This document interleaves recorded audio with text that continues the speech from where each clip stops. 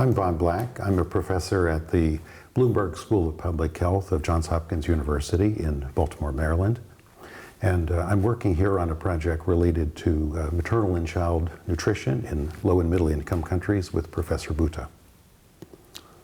So I'm Zulfigar Bhutta. I'm the Robert Harding Chair in Global Child Health and Policy at SickKids Center for Global Child Health in Toronto, and the founding chair of the Center of Excellence in Women and Child Health at Aga Khan University in Karachi.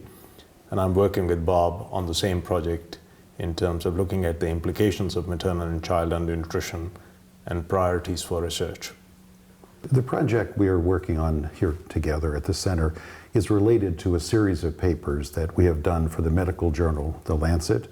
This series of papers is on maternal and child nutrition in low and middle income countries, and we're looking at the current status and trends, at the interventions that can influence these and improve nutrition, at the relationship of nutrition to agriculture and other sectors, and how countries can best prepare to improve nutrition in their populations.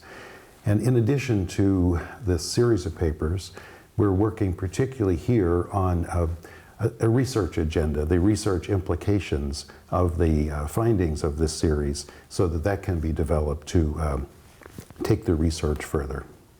So I'm working with Bob in defining not only what the interventions and research agenda should be, but particularly on the issue of how do we make these available to people in need.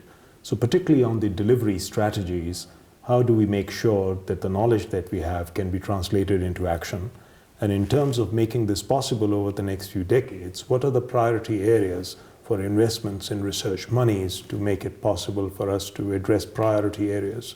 So we are defining the research agenda, particularly in relation to major issues and challenges of micronutrient malnutrition in women and children, what needs to be done for addressing fetal and growth retardation within pregnancy, and health and nutrition of adolescent girls.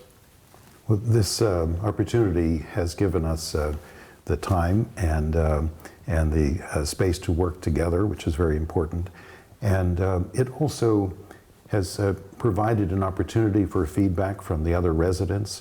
We actually found that there were a number of others here during our weeks with complementary expertise, people who were working in their own right on food security, on issues related to crops, improving crops, and governance issues that I think overlap very much with what we're trying to do to improve nutrition in our own work.